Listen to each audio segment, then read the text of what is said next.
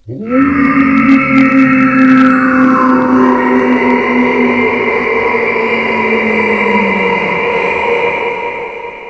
yakin mau pergi ke ibu kota?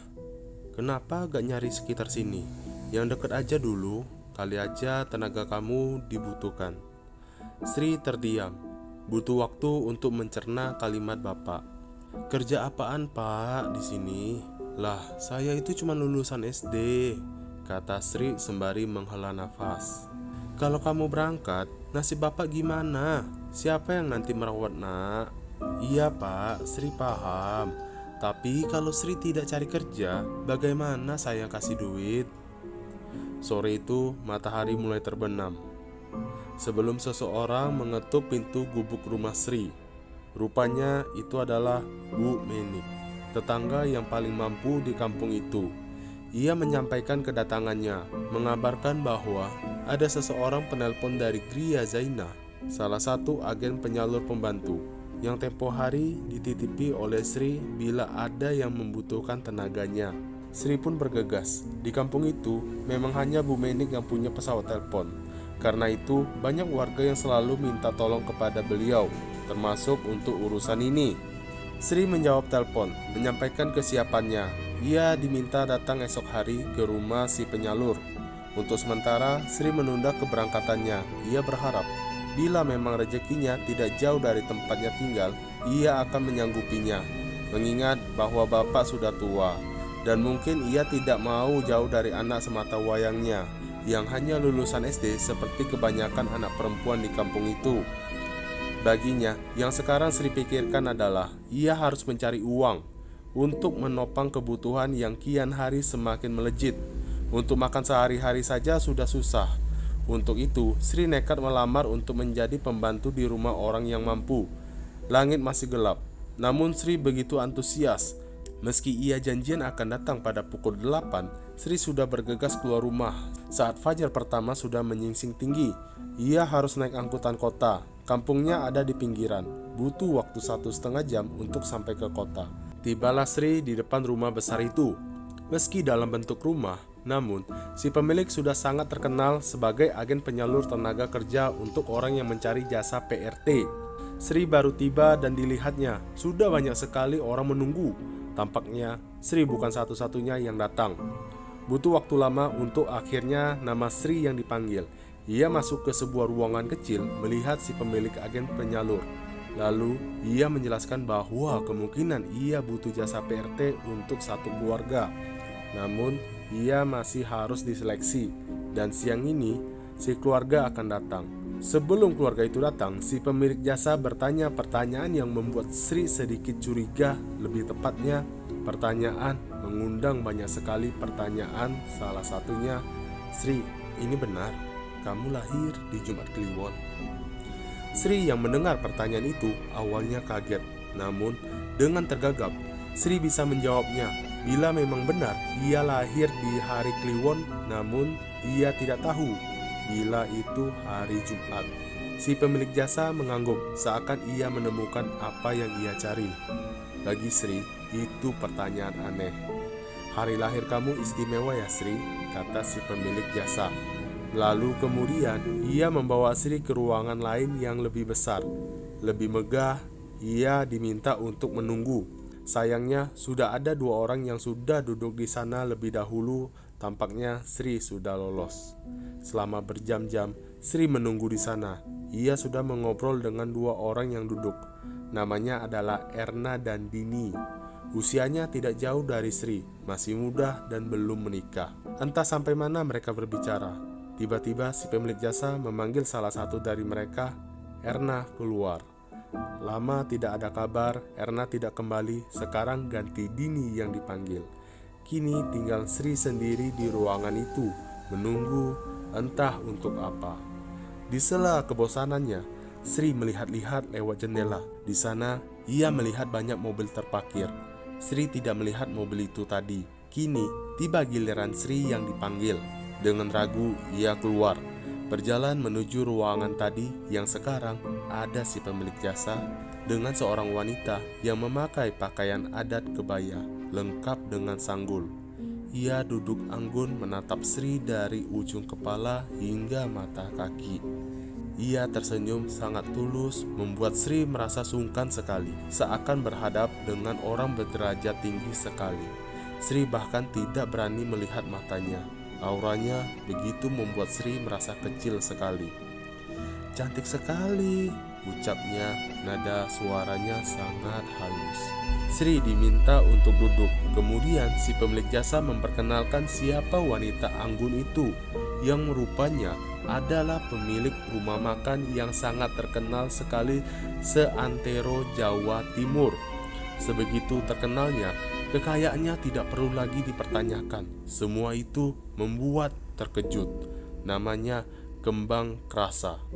Meski itu hanya semacam gelar, namun Sri tahu arti nama itu, yang berarti bunga krasa. Bunga yang wanginya dulu sudah melegenda sebelum ditumpas untuk menyingkirkan bala di atas gunung saat bangsa lelembut masih mendiami tanah Jawa. Semua orang di sini tahu cerita itu. Sri hanya menunduk. Ia masih segan menatap wanita itu. "Angkat kepalamu, nak, tidak usah takut begitu. Mbah ini sudah tua loh, tidak perlu sehormat itu." Sri hanya mengangguk. Ia tidak membuang rasa segannya seperti yang diperintahkan. Tibalah saat Mbah Krasa mulai mengajukan beberapa pertanyaan yang sama, mulai dari lahir, weton, penanggalan yang bahkan Sri bingung menjawabnya.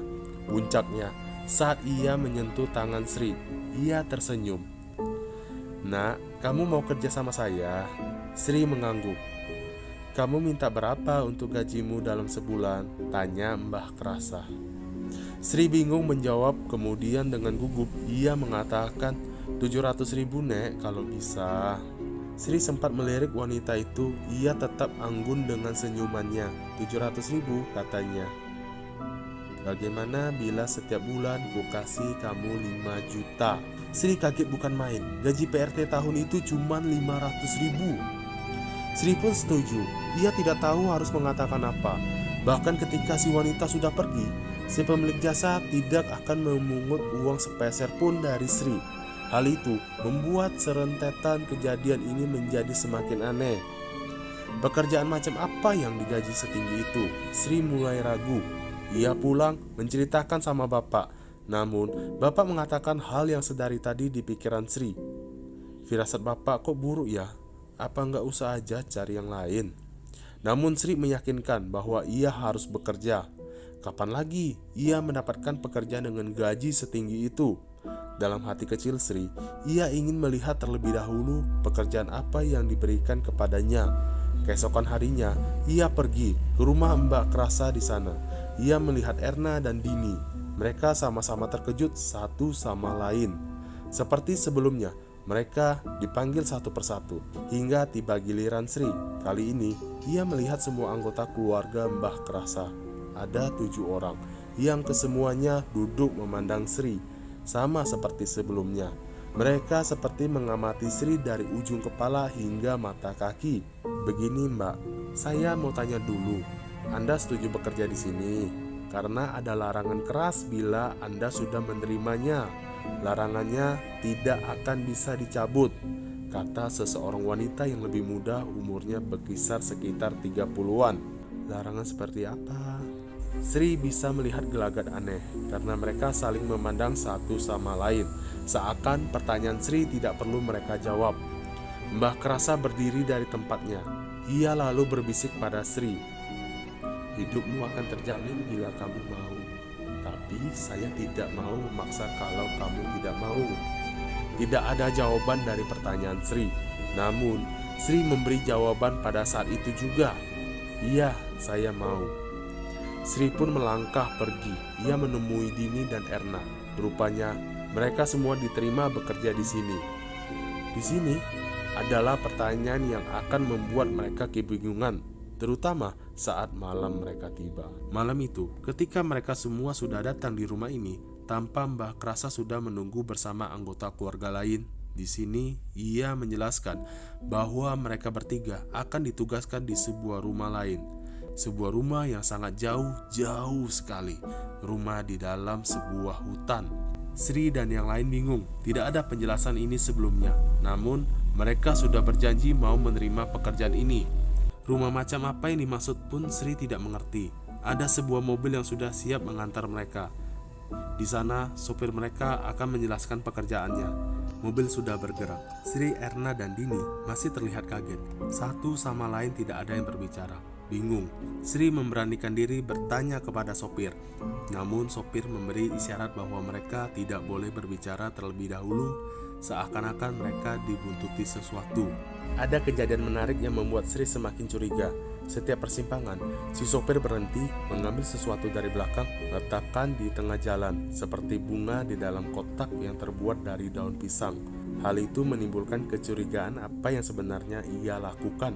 Hal itu terus-menerus dilakukan, sampai akhirnya mobil sudah meninggalkan kota, jauh dan perlahan mulai memasuki area hutan. Jam menunjukkan pukul 12 malam. Saat kegelapan hutan mulai menyelimuti mereka, tidak terbayangkan bahwa mereka akan tinggal di dalam hutan segelap ini. Kiri kanan pepohonan dengan semak belukar. Mobil terus berjalan sampai tiba di sebuah jalan setapak. Perlahan, mobil melesat masuk di atas jalan setapak yang ditumbuhi rumput liar. Mobil terus menerabas memaksa masuk. Sri dan yang lain mulai merasa tidak nyaman dengan ini. "Pak, kita mau kemana? Saya tidak akan dibunuh kan?" tanya Dini. Si sopir hanya tersenyum, tetap memaksa mobil menembus sela pepohonan, seakan mencari jalan di tengah gelap hutan yang dipenuhi kabut di sepanjang jalan. Setelah jauh masuk ke dalam hutan, mobil berhenti di sebuah semak dan pohon yang tidak lagi bisa dilalui mobil. Ada kejadian aneh di mana ada satu pohon yang tidak terlalu besar tumbang begitu saja. Si sopir keluar dari mobil, menyingkirkan pohon tumbang itu, dan dari sana ada jalan. Setelah melewati jalan yang naik turun, mereka sampai di sebuah rumah gubuk terbuat dari kayu yang disusun serampangan. Atap tidak terlalu tinggi, terlihat sangat kumuh, bahkan lebih kumuh dari rumah Sri. Dari sana muncul seorang pria tua yang seperti sudah menunggu mereka semua. Sri dan yang lain turun. Kemudian si sopir menjabat tangan si pria tua, mencium tangannya sebelum memperkenalkan Sri dan dua orang lainnya. Mulai dari sini, si bapak yang akan menjelaskan semua. Tampak dari luar, bapak itu sudah uzur. Bahkan cara berjalan saja seperti kewalahan menyangga badan sendiri. Ia tidak bicara banyak, hanya memperkenalkan namanya Pak Ageng katanya. Lalu ia mengajak Sri dan yang lain masuk ke rumah itu. Ia menuntunnya masuk ke kamar. Di salah satu kamar itu, Sri dan yang lain kaget bukan main, karena tepat di atas ranjang ada sebuah peti mati keranda mayat di dalamnya. Ada seorang gadis yang mungkin masih SMU, masih muda. Ia memejamkan matanya. Di badannya ia melihat naga busuk dan garis lebam hitam. "Siapa?" "Nama saya Tamin. Saya mengerti, pasti banyak yang ingin kalian tanyakan tentang apa yang barusan saja kalian lihat di sini." Si pria tua itu membungkuk sebelum melangkah keluar kamar. "Ada apa sih sebenarnya ini?" kata Dini. Ia tidak bisa mengalihkan pandangannya pada gadis itu. Matanya terpejam, dikurung oleh bambu kuning yang dibentuk menyerupai keranda mayat. Sri dan yang lain yakin ada sebuah rahasia di tempat ini. Namun apa itu? Saat-saat kebingungan itu, Sri melangkah mundur. Ia tidak sanggup lagi melihat gadis itu yang entah siapa dan kenapa ada di sini. Ia berniat mencari tahu dan bertanya langsung kepada sopir yang mengantar mereka.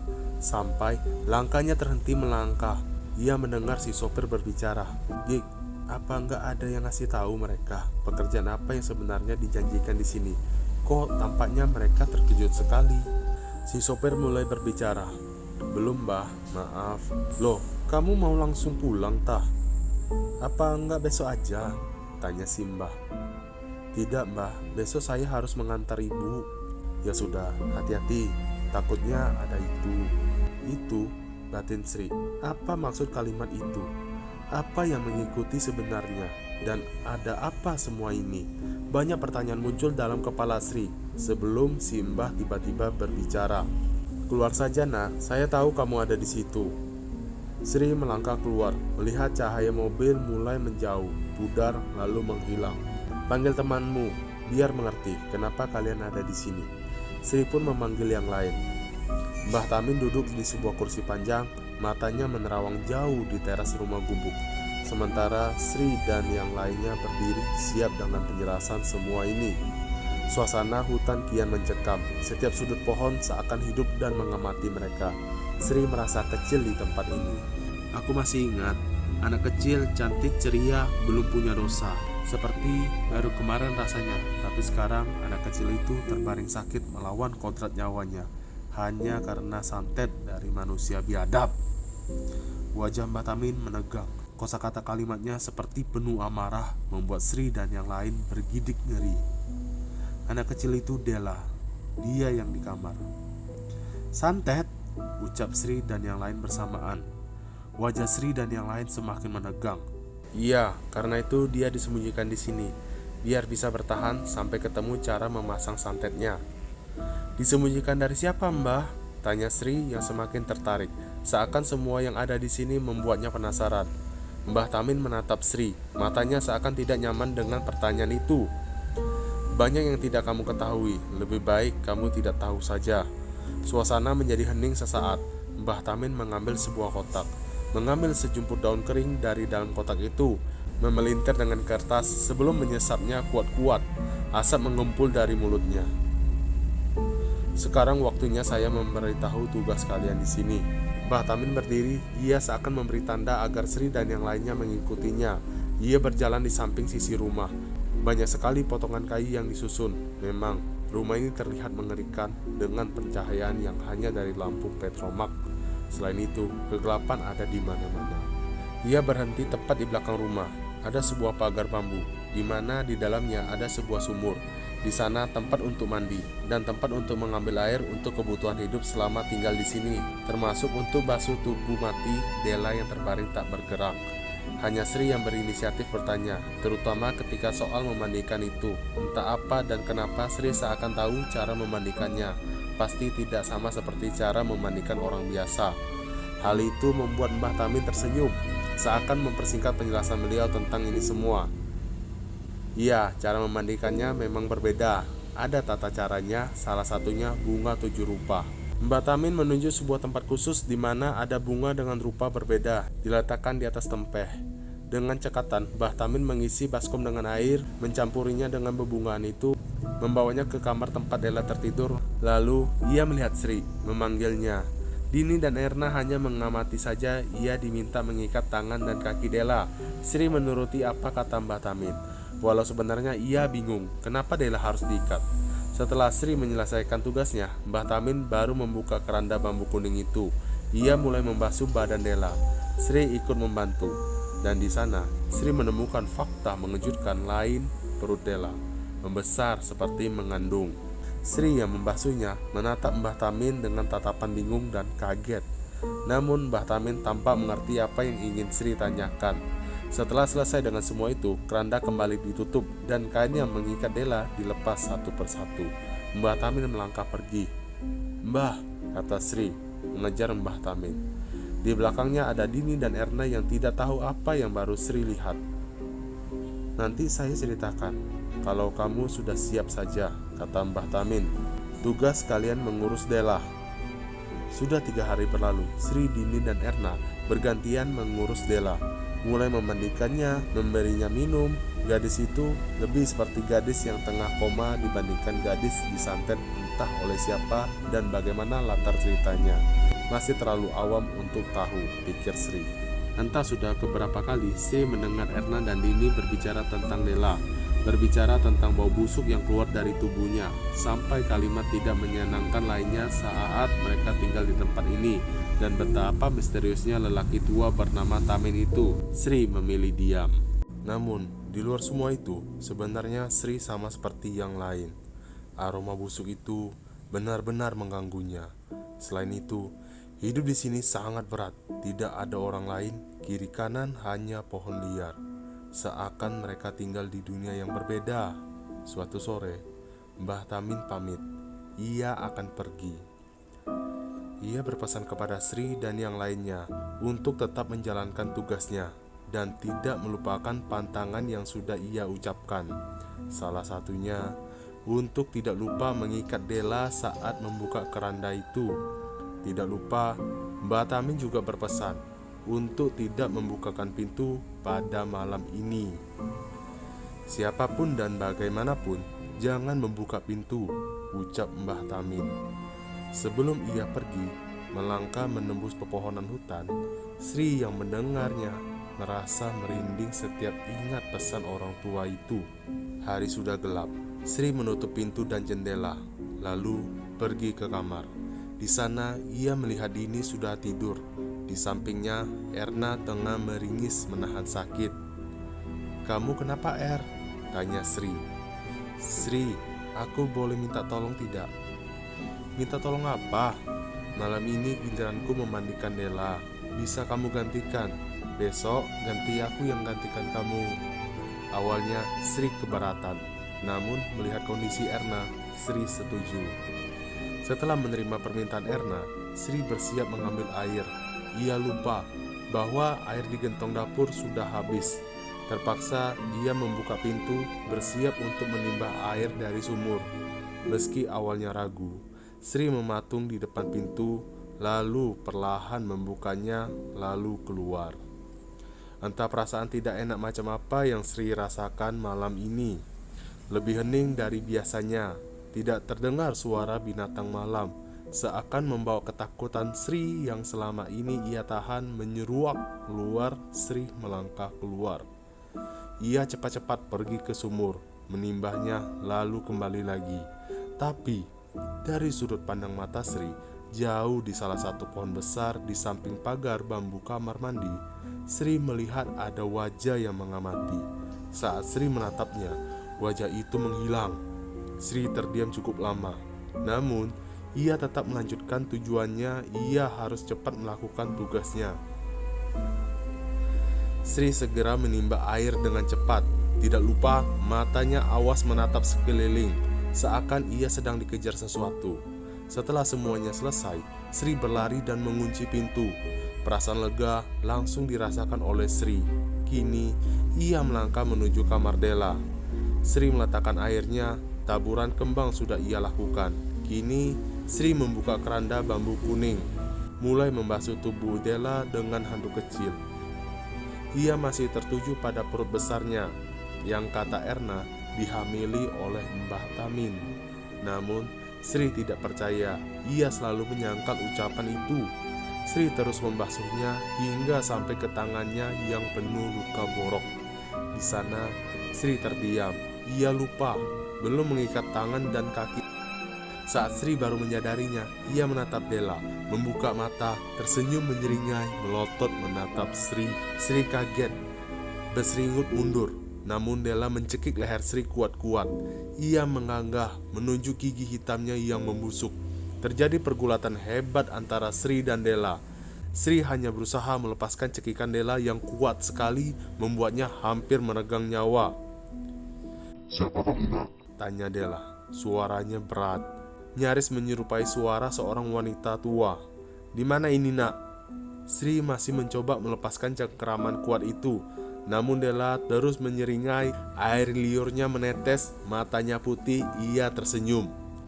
"Jawab kalau ditanya." "Siapa Anda?" tanya Sri terbata-bata. Nafasnya mulai sesak. Dela tertawa semakin keras, membuat Sri menangis ketakutan.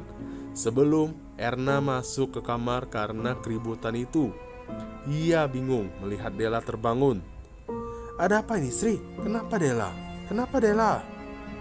Bingung, Dela menyeringai melihat Erna sebelum akhirnya melepaskan cekikan itu. Ia melompat ke atas ranjang, merangkak, kemudian seakan tertawa kegirangan. Dela berteriak, "Ternyata anak kelahiran Kliwon semua." Dela masih tertawa. Sri bersinggut mundur, sementara Erna masih bingung dan syok melihat wajah Dela yang semengerikan itu. Dela terus melihat Sri dan Erna bergantian. "Percuma, 1000 harinya anak ini akan segera habis. Kalian hanya jadi tumbal untuk anak ini." Dela tertawa terus menerus sebelum Sri melompat dan mencengkram Dela. Ia mengguyur Dela dengan air kembang itu. Dela berteriak kesakitan. "Kamu ngapain? Ambilkan tali hitam itu!" teriak Sri pada Erna. Erna yang sempat kebingungan bergegas mengambil tali itu. Sri mengikat tepat di lehernya. "Ada apa ini, Sri?" Erna ikut menahan tubuh Della yang meronta. Sebelum akhirnya Della menjadi tenang dan ia kemudian tertidur kembali. Sri baru mengikat tali itu dengan benar. Ia mengangkat Della kembali ke ranjangnya, menutupnya dengan keranda bambu kuning. Wajah Erna dan Sri masih tidak percaya atas apa yang baru saja terjadi. Erna mulai menangis. "Aku ingin pulang." Sri tidak berkomentar. Ia sadar bahwa sekarang ia juga ingin pulang. Hanya saja bila bukan karena sudah terikat dan pasti ada resiko yang sudah menunggu bila mereka pulang. Lantas apa yang disembunyikan oleh si Mbah? Sri menceritakan semuanya kepada Erna. Ia lalai dalam menjalankan tugasnya. Karena panik, ia membasuh Della tanpa mengikat tali di kaki dan tangannya terlebih dahulu. Namun gara-gara itu, Sri menyadari santet macam apa yang memasukkan iblis sekuat itu hanya untuk menghabisi nyawa. Sri jadi ingat cerita bapak. Santet bukanlah hal baru di sini. Namun, untuk melaksanakan santet dibutuhkan kebencian yang melebihi akal. Bila benar itu, kebencian macam apa yang bisa dan setega itu dilakukan oleh orang hanya untuk mengambil nyawa dari anak yang tidak tahu apa-apa. Namun dibalik semua itu, santet ini adalah kali pertama Sri lihat. Seperti ada teka-teki, seakan ada yang ditutupi. Pasti ada jawabannya, pasti ada jalan keluarnya. Namun apa? Sri tidak tahu apapun dari keluarga ini dan kenapa anak ini sebegitu berharganya sampai Sri teringat 1000 harinya, kata Sri lirih. Ia melirik menatap Erna. Jangan bilang kamu lahir di hari Jumat Kliwon." Erna yang mendengarnya kaget. "Kamu juga?" Sri merasa ngeri seakan ia tahu sesuatu. Namun ada satu lagi yang harus ia cari kebenarannya. Bila benar, pertanyaan lengkap, begitupun jawabannya. Tidak hanya Della yang hidup di ujung maut, tapi mereka bertiga semua terjerat dalam satu garis weton yang sama. Sejahat itu keluarga ini untuk harga nyawa mereka. Lalu terdengar suara orang mengetuk pintu. Mbah Tamin. Erna pun sama. Ia langsung berdiri. "Mbah Tamin pulang, Sri. Ayo kita tanya orang tua anjing itu. Dia harus menjelaskan semuanya. Ada apa sama anak gila ini?" Erna pergi. Sri baru ingat pesan Mbah Tamin. Ia langsung bergegas bersiap menghentikan Erna. Sri lari mengejar Erna. Untungnya ia masih sempat mencengkram lengan Erna. Mereka terdiam di depan pintu rumah. Suara ketukan itu terdengar lagi. Setiap ketukannya terdiri dari 3 ketukan. Semakin lama, ketukannya semakin cepat. Semakin cepat, semakin cepat, sampai tidak ada ketukan lagi. Erna dan Sri saling berpandangan, bingung. Keheningan menenggelamkan mereka di dalam rumah itu. Sebelum sesuatu menggebrak pintu dengan keras hingga membuat mereka tersentak. Mereka hanya diam, berusaha tidak bersuara. Lalu dari belakang seseorang melangkah masuk. Dini melihat 2 temannya terlihat kacau balau. Ia bingung, kemudian berujar, "Kalian gak dengar Mbah Tamin manggil? Buka pintunya. Jangan ngawur kamu," celoteh Erna. Namun Dini memaksa. Bahkan Sri yang memegang tangannya Dini pelototi. Sampai akhirnya mereka mengalah. Dini membuka pintu. Di sana Mbah Tamin berdiri. Ia hanya diam menatap mereka semua sebelum melangkah masuk ke rumah. Anehnya, malam itu wajah Mbah Tamin tampak merah padam. Ia tidak berbicara kepada mereka. Tidak membahas kenapa pintu tidak langsung dibuka, padahal ia sudah memanggil-manggil dari tadi. Namun Sri merasa Mbah Tamin tahu bahwa ia baru saja lalai terhadap Della. Sri dan yang lain mengikuti Mbah Tamin. Beliau masuk ke dalam kamar Della. Lalu perlahan ia membuka keranda bambu kuning. Ia membukanya kali ini tanpa mengikat Della terlebih dahulu. Seakan ingin mengulang kesalahan Sri. Hanya Sri dan Erna yang memandang hal itu dengan ngeri. Sri mendekat perlahan, seakan ingin melihat lebih dekat apa yang orang tua itu lakukan. Lalu tiba-tiba mata Della terbuka. Ia melihat Mbah Tamin menatapnya cukup lama sebelum menangis meraung layaknya anak kecil. "Sakit Ki, sakit sekali." Della hanya menangis. Mbah Tamin hanya bisa membelai rambut Dela, berusaha menenangkannya.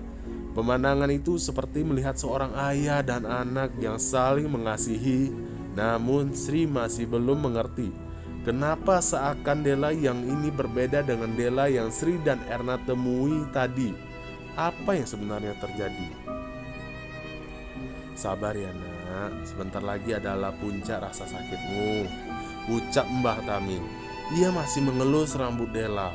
Dela melirik Sri dan yang lain yang hanya dia mematung. Tatapannya seakan mengucapkan, terima kasih sudah merawat saya. Mbah Tamin lalu mengikat tangan dan kaki Dela. Tergambar wajah sedih di sana. Ia masuk ke dapur, mengambil sebuah kain putih besar. Saat Mbah Tamin kembali ke kamar Dela, Dela menangis semakin keras. Ia berulang kali mengatakan, "Jangan Ki, jangan kembalikan saya ke sana."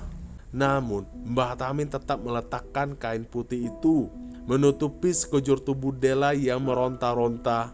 Terakhir Mbah Tamin membakar kemenyan sebelum memegang kepala Dela dan terdengar suara raungan yang mengguncangkan seisi rumah itu. Sri dan Erna sampai berseringut mundur. Sosok di dalam kain itu terus meraung layaknya iblis yang Sri saksikan tadi. Kali ini Dini tampak terguncang, bingung. Ada apa sebenarnya di sini? Terdengar suara marah dari dalam kain. Ia adalah wujud tadi yang Sri saksikan. "Manusia brengsek!" Mbah Tamin terus menekan kepalanya, membuat suara itu semakin menjerit marah. Setelah kurang lebih 5 menit Mbah Tamin melakukan itu, perlahan sosok itu mulai tertidur dan Mbah Tamin membuka kain itu. Ia melihat Dela memejamkan matanya. "Sri, Erna, ikut saya," kata Mbah Tamin memanggil mereka. Sementara Dini tetap di kamar. Hanya dia yang belum mengerti apa yang terjadi di sini. Mbah Tamin duduk di teras rumah. Kegelapan hutan benar-benar mencekam kala itu. Sri dan Erna berdiri menunggu sebelum Mbah Tamin menunjuk sesuatu di antara pepohonan. "Kalian bisa melihatnya." "Apa ya Mbah?" kata Sri bingung. "Kesini." Mbah Tamin menempelkan jemarinya menekan mata Sri. Sengatan ketika Mbah Tamin menekan mata Sri membuat penglihatannya memudar perlahan. Setelah mencoba memfokuskan matanya, Sri melihat lagi apa yang ditunjuk Mbah Tamin. Bagai petir di siang bolong, Sri melihat banyak sekali makhluk yang tidak bisa digambarkan kengeriannya. Mungkin ada ratusan atau ribuan, seakan mengepung rumah. Butuh waktu lama sampai Sri akhirnya tidak sanggup lagi melihatnya, sehingga Mbah Tamin menutup kembali penglihatan itu, mencabut sesuatu dari ubun-ubun Sri dengan mata menerawang. Ia mengatakan kepada Sri, raga yang dibuat mati adalah sebuah undangan bagi makhluk seperti mereka, kata Mbah Tamin. "Kamu lupa dengan perintahku. Itu sangat berbahaya, bisa membunuh Dela. Jangan ulangi ya." Erna yang sedari diam saja ikut berbicara. "Mbah, tolong kasih tahu apa yang terjadi sama Dela. Kok bisa-bisanya dia mau bunuh saya dan Sri?" Mbah Tamin duduk lagi, lalu mengatakan, "Berarti kamu sudah lihat, itu adalah Cahaya Jati yang ingin membunuh Dela. Tapi tidak bisa karena ia butuh Singarahane, seperti sepasang suami istri. Santet 1000 hari hanya dimiliki oleh orang yang siap menanggung dosa dan siap mati bersama." Sri dan Erna masih terlihat bingung. Ia tidak mengerti. Mbah Tamin menerawang jauh, menatap sisi hutan tergelap yang Sri saksikan dengan mata kepala sendiri. Mereka tidak sendirian di hutan ini. Dengan suara berat, Mbah Tamin mengatakan, "Terlalu awal untuk mengerti ini. Intinya, ilmu santet 1000 hari adalah pembuka ritual untuk menghabisi satu garis keluarga sampai habis keseluruhannya." Setelah percakapan itu, Mbah Tamin melangkah masuk ke dalam kamar, mengunci pintunya, membiarkan semua kejadian itu meluap begitu saja, dengan pertanyaan besar yang masih menggantung di atas pikiran Sri dan Erna. Pagi itu, sekitar pondok, kabut tebal menutupi seluk-beluk hutan, membuat pandangan mata terbatas. Sejak fajar menyingsing, Sri dan Dini sudah ada di sumur. mencuci pakaian untuk keseharian mereka. Sedangkan Erna tengah membasuh Della di dalam kamar sampai terdengar langkah kaki. Sri yang pertama mendengarnya. Ia berdiri untuk melihat. Dari jauh sosok hitam muncul dari balik kabut. Perawakannya familiar. Denah pondok rumah memang sederhana. Dari teras maupun kamar mandi bisa melihat keseluruhan area sekitar, sehingga sosok mendekat itu terlihat jelas. Semakin dekat sosok itu, Sri semakin yakin, dan benar saja ia mematung sesaat sebelum Dini ikut berdiri dan melihat apa yang membuat Sri tercekat dalam ekspresi wajahnya. Manakala ia melihat Mbah Tamin mendekat ke arah mereka dengan wajah yang letih. Cukup lama bagi Mbah Tamin memeriksa benda itu. Tanpa melihat Sri dan Dini, si Mbah berucap apa yang dia lakukan saat ada di sini semalam. Sri kali ini yang berbicara. Ia mengatakan semuanya, termasuk Della. Mimik wajahnya berubah. Ia diam sebelum akhirnya berjalan menuju Della. Mbah Tamin melihat anak gadis itu masih terlelap dalam tidurnya. Ia membelainya layaknya anak gadis sendiri, sama seperti sosok yang ia lihat semalam. Siapa sosok itu sebenarnya? Sri terlihat berpikir seakan mencari tahu jawaban itu. Setelah hari itu, Mbah Tamin mengatakan ia akan lebih sering keluar rumah. Pesannya sama seperti dulu, jangan membukakan pintu manakala hari sudah petang. Sri, Erna, dan Dini mengangguk pertanda mengerti. Namun perlahan semua mulai memikirkan itu. Kemana si Mbah sebenarnya? Sri, Erna, dan Dini masih melakukan tugas mereka secara bergantian sama seperti biasanya. Sampai suatu pagi, si Mbah belum juga pulang. Ini aneh. Dini dan Erna ada di sumur. Mereka sedang mencuci pakaian mereka. Saat itu, Sri baru saja melaksanakan tugasnya membasuh Della. Tidak ada yang berubah dari gadis itu. Sebenarnya, bila saja Della tidak dijahati seperti ini, dia melihat sosok gadis muda yang cantik jelita. Tidak hanya itu, perawakannya memang layak menjadi dambaan bagi pria manapun. Namun, nasib seperti mempermainkannya. Sri merasa bersimpati. Manakala ia selesai melaksanakan tugasnya, tiba-tiba terpecik pikiran penasaran. Selama ini, bila dipikir-pikir, ia belum pernah masuk ke kamar Mbah Tamin, hanya melihatnya dari luar. Kira-kira apa yang orang tua itu simpan di dalam kamarnya? Setelah melihat dan memastikan tidak ada orang di sana, ia membuka pintu itu, yang memang tidak dikunci. Sri melangkah masuk, melihat kamar Mbah Tamin. Tidak ada yang istimewa selain benda yang sama yang ia temui di dalam kamarnya. Lalu mata Sri tertuju pada sebuah almari tua. Ia menemukan pakaian Mbah Tamin. Tidak ada apapun di sana, bahkan di antara selipan almari dari atas hingga bawah. Lalu mata Sri tertuju pada sebuah meja yang sudah usang. Di sana ada sebuah laci kecil. Dengan jantung berdegup kencang, Sri membukanya, kemudian melihat isinya.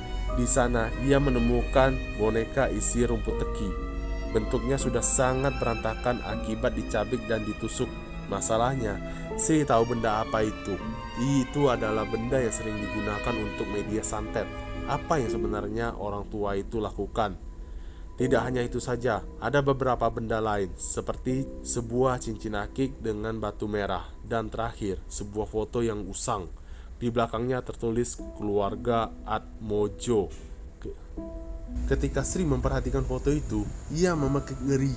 Ada Mbah Krasa dan seluruh keluarganya yang pernah ia lihat. Kaget, takut, dan merinding. Itu yang Sri rasakan. Cepat-cepat ia mengembalikan semuanya, menutup laci itu lagi. Kemudian melangkah keluar.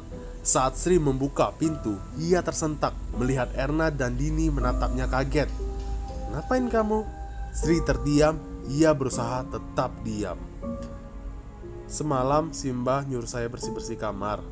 Meski curiga, Erna dan Dini menerima alasan Sri.